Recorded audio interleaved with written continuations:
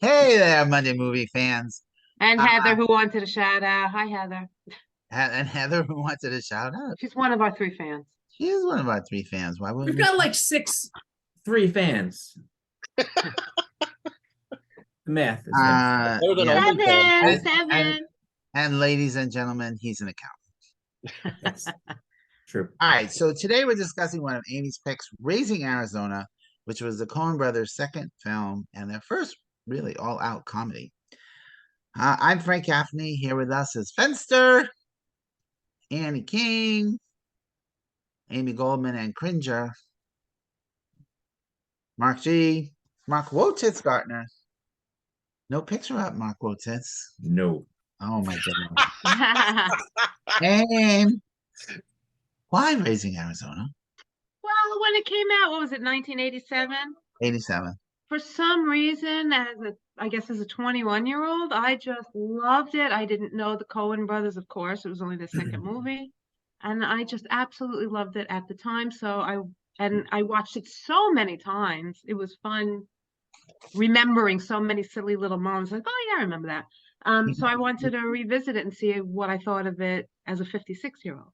You gotta have your dip tip. Yes. The Coen brothers' first film was called Blood Simple, and it was a dark thriller, Frances McDormand's movie debut. And this was kind of their reaction to that. They wanted to make a film that had a lighter sense of humor and a faster pace. For me, they succeeded on both counts. Okay, then. See, it says it on my pen. I think you should rotate your computer so that we can read it. Okay, I'll just hold it. All right. So the plot: Nicolas Cage is a gentle but frequent convict. He doesn't use a gun, who keeps meeting the no-nonsense Holly Hunter, who is the officer who books him several times, and it is love at fifth booking. When they find they can't conceive a child, they decide to kidnap one of the Arizona quintuplets, and Trey Wilson is Nathan Arizona, who yeah, they have quintuplets. So, and I think they even say in the paper, it's more than we can handle. Yeah. So they're Yeah. like, all right, so we'll take one. All right. And it really is one of the Coen brothers' funniest and most accessible films. And I was working at 20th Century Fox at the time in the publicity department when this came out in 1987. And we all loved this movie, but we were in the minority. It was considered an offbeat comedy. And it didn't do well at the box office, but I think mostly because most of the critics were of a different generation. And this movie really was different for sure at the time. And you either got it and you were with it, or you just didn't get it. Mark. Yeah. That one, yeah. And I totally remember seeing it on the screen was such a treat visually. All of the camera work, and the cinematographer went on to be a director in his own right. That's Barry Sonnenfeld. Yeah. And his camera work is really one of the joys of this Agree. of this comedy. It's like at one point it's like a Wile E. Coyote Roadrunner movie. But and his audacious camera running up and over the Arizona desert and then stopping at the mouth of Florence, Arizona, the mother of the missing child, was just exhilarating. I remember smiling the entire time. But I think most of the visual gags in this movie are terrific. And Carter Burwell delivers a score. Well, I don't think it's the best he's done for the Coen brothers, but it's like the movie, it's like wildly inventive. It's such a fun mishmash of banjo, organ, whistling, and yodeling that is really it's like a mishmash of like Marvin Hamlish meets Ennio Morricone. It's so much fun. And I think Carter Burwell actually has done all of their movies, right? I believe so, yeah. And he completely gets the tone of this movie and makes it even more fun.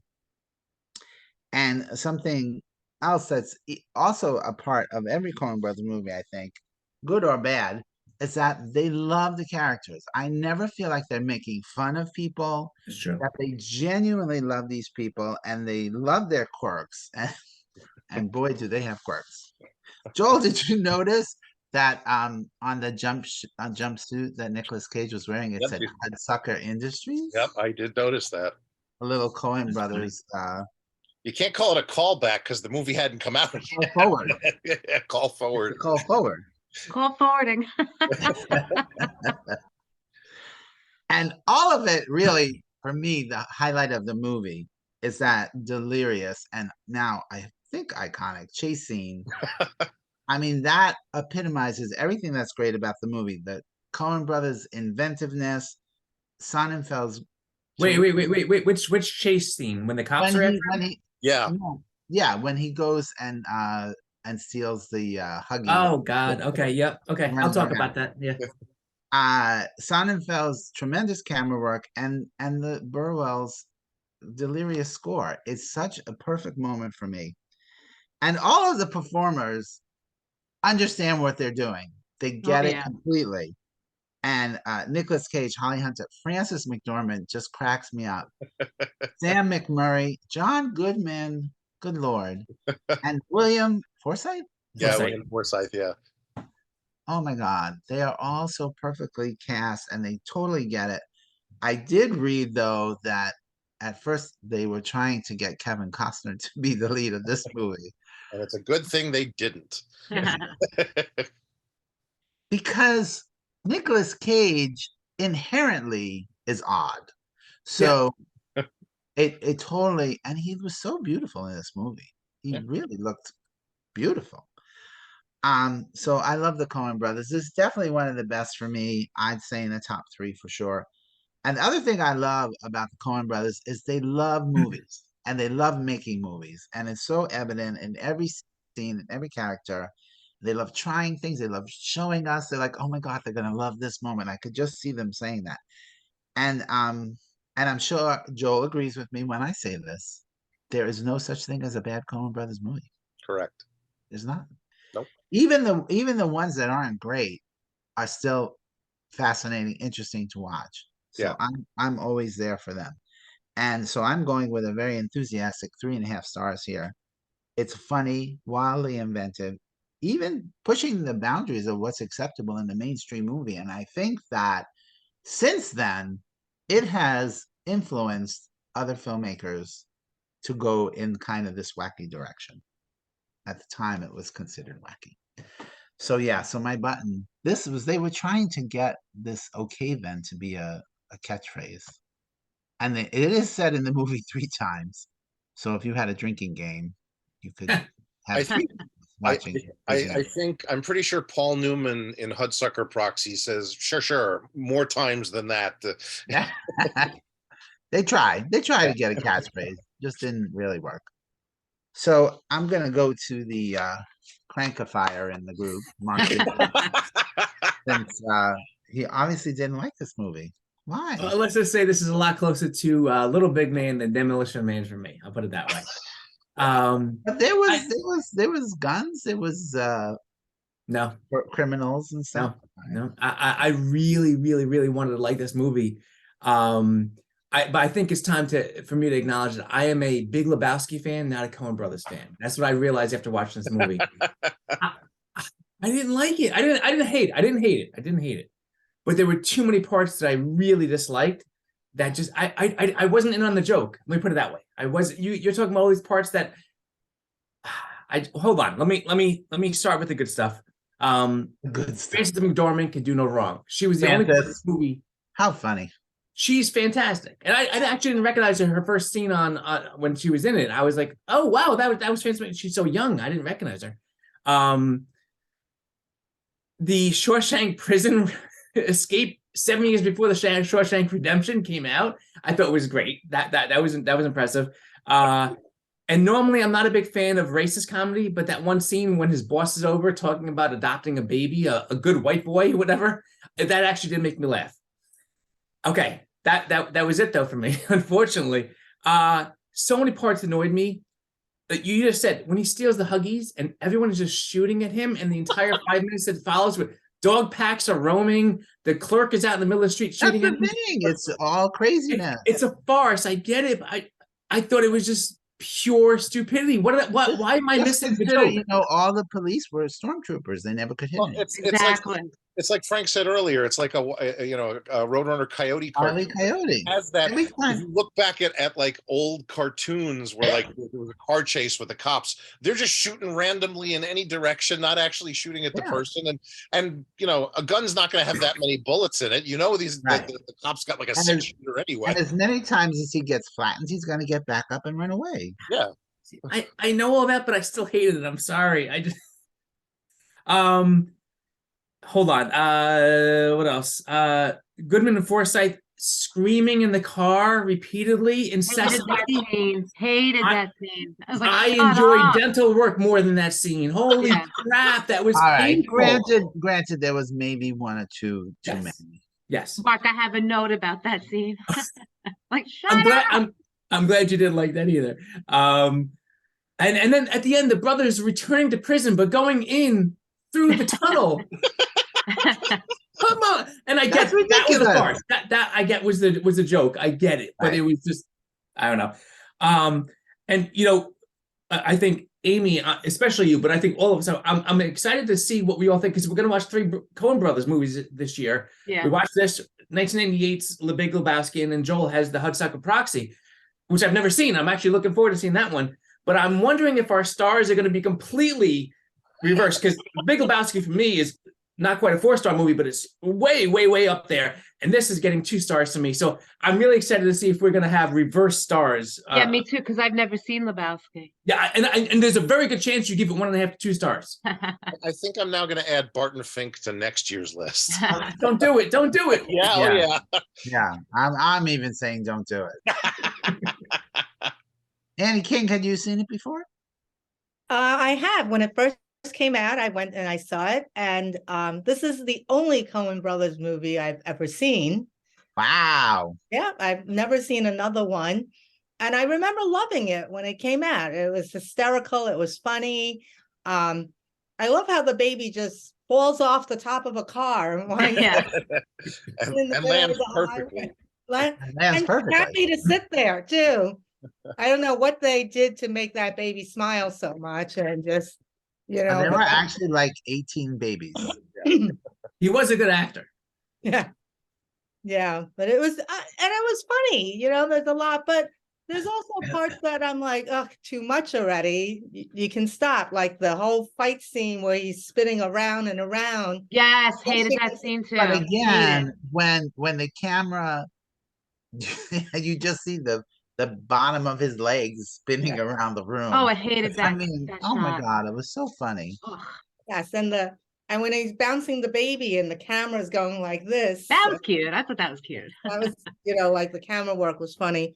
And I didn't get the question that I had was the same tattoo. Was that the woodpecker tattoo or as with the motorcycle guy? Like I didn't get the connection that they had the same tattoo. Yeah. No, that's a good question. Anybody? Yeah, they had I the same. remember pointing out the tattoo. Well, I but mean, didn't know why. he says at the beginning that he didn't know if he dreamed him up or Right. he actually existed. So maybe he was a version of him. There you go. It's like Fight Club. Yeah. We're not supposed to talk about Fight Club. Sorry. That's right. Um, First rule. Come on. Joel, first rule. Yeah. So yeah, I thought there was a lot of funny, you know, parts to it. And I loved it when it came out. Like Amy said, I loved it, but I probably have never seen it since it came out. So it was interesting to go back and see it. And Danny and I looked at each other afterwards and we're like, I guess we liked it a lot better in 1987 because there were parts that we were like, oh.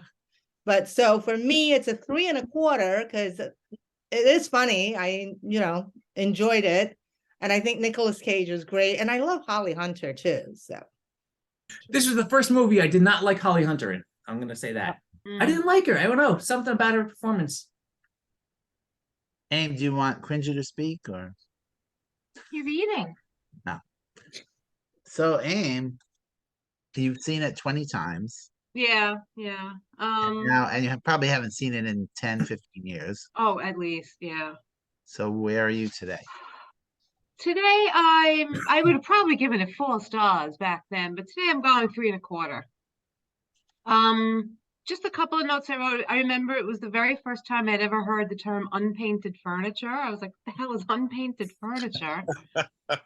I wrote, I loved in the Arizona house we saw. Oh, when the couple was sitting there and it said, Arizona house, it said the date, and he was just about to say the time, and the time popped up Yeah. 8:45, and he said 8:45 in the PM. Love that. To me, little things like that are what makes movies that the Coen brothers do so clever. I loved when HI was upstairs stealing the babies, and Nathan said, that sounds like Larry. Oh my God, really? And another brilliant line that is just a throwaway that I've just never heard before and we'll never hear again is when he said, when somebody said something, I'll find or I'll go to the federal BI. Right. Nobody says the federal BI in the world except the Coen brothers. Loved that. And that made me remember that the acting, like as you said, Frank, the acting across the board was brilliant. Everybody was so good. Nobody plays a hillbilly better than John Goodman. Oh my God. And I remember the cereal eating scene. I was like, yeah, I remember that scene. I wrote, I wish instead of saying, keep your goddamn hands off my wife. Oh, he said, keep your goddamn hands off my wife. And all I heard was, keep my wife's name out your Out of fucking your mouth. damn mouth. Yeah. I love the way they write. And the only other thing I wrote was, unfortunately, is also really stupid writing to go against the great writing, like the fight between Neville and High, or when Neville and Dale realized they left Nathan Jr. on the roof of the car and screamed nonstop. And sometimes I get the menstrual cramps real bad. Was such a stupid line that they just said, let's make all 12-year-olds laugh. So that was stupid. But anyway, those are my notes. I still like the movie a lot. I don't love it, but I'm glad we watched it. I don't need to ever watch it again. 3.25 stars. The I'm looking at this. It says John Goodman saying, "Would it? Think about it, Hack," with the chicken wing. Was one of the he said it was the best And line. Amy, as you know, the Coen brothers bring a lot of people with them, just like James Cameron. So John Goodman is a huge part of The Big Oh, I Lebowski. know. And Yeah, I wonder if you'll like his character there because it's completely different. yeah. And that's a reason to watch Barton Fink for John Goodman. Shut up, Barton Fink. And John. I was at Fox when that one came out, and we were like, what Yeah. the heck? I Yeah. love that. That's John Yeah. Turturro, right? He's Yep. the main guy? John Turturro, yeah, but yeah, no, Barton Fink is like some kid's college film that they thought were being so clever. What's the one with Oscar Isaac that came out a few years ago? Llewellyn Davis. Yeah. Thank you. Oh, I Okay. think And I've never seen that one either. Inside Llewellyn Davis. I like that one. All right, Joel, can you tell them they're all wrong, please? Come Sure. on, 3.25 stars from the girls is not bad. You only went 3.5. Yeah, Yeah. she's got a point It is there. that brilliant a comedy. But she's got a point. 3.25 stars is very respectable. It's Mark that's wrong. No, yeah. No, Who invited him to digging this in. group? what? Who invited him to this group? Well, here's the thing for me. It's their second film. Right. And it is a completely opposite of Blood Simple, as Simple, you said. sure. And Blood Simple is a And really yes, I will also say it's a little bit. Look at us, what filmmakers love. well, there is a bit of that, but there's also, if you look at what they did between Blood Simple and Raising Arizona, they worked on a movie called Crime Wave with Sam Raimi. They did. Yes, they did. And when you take that factor into consideration, a lot of things start to make more sense. Like all the camera work Yeah, is very influenced by Evil Dead. very Raimi. Very Raimi. You know, with even especially the shot where we are going through the Arizona countryside and over the car and up the ladder into Florence, Arizona's mouth, or the spinning of the legs and things like that. That's all very, Raimi-esque kind of stuff. And I love the fact that they kind of took that and put their own spin on it, and they use it, constantly as you go through the rest of their works. this is Well, I did also, sorry, know that that particular scene was actually done in 3 segments, and going into her mouth was actually a reverse shot. right. They had to come backwards. The same thing with the Was the car going up to the going up baby? to the baby. Yeah. I remember was reading that reversed. years ago. Because I think from what I understood, that's the reason they had like 15 babies in case they ran some over. um, um, for me, I can forgive a lot of that stuff that now looks that Mark thinks looks a little, silly and over the top and dated because they're in that moment of time with their work. But I think story-wise, it's a very simple story. They've cast Oh, wait, I forgot to say that part. Wait, I skipped a part. What part did you skip?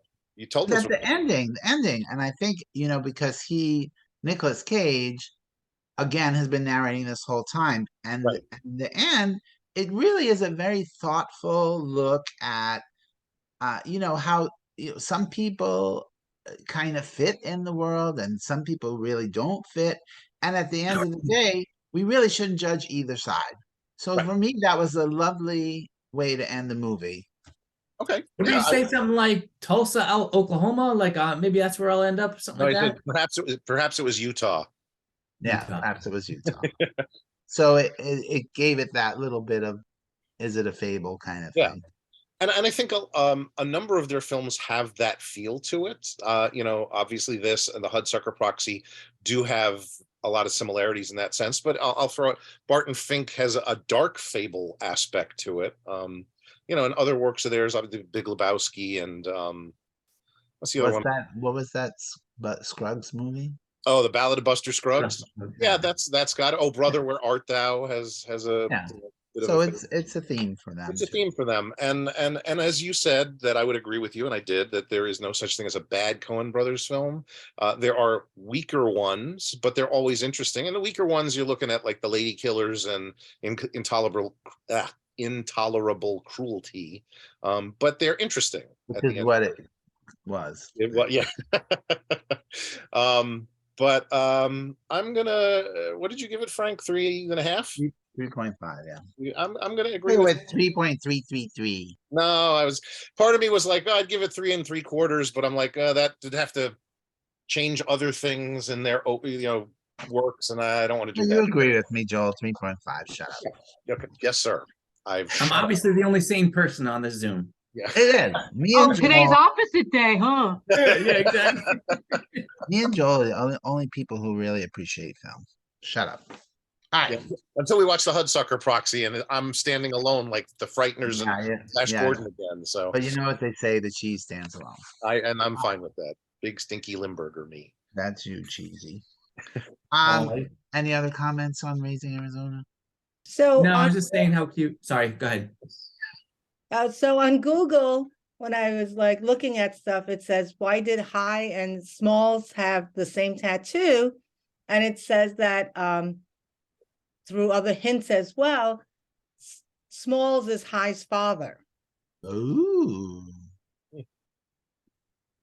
And it explains why High was dreaming about him and they share the same tattoo. And Maybe.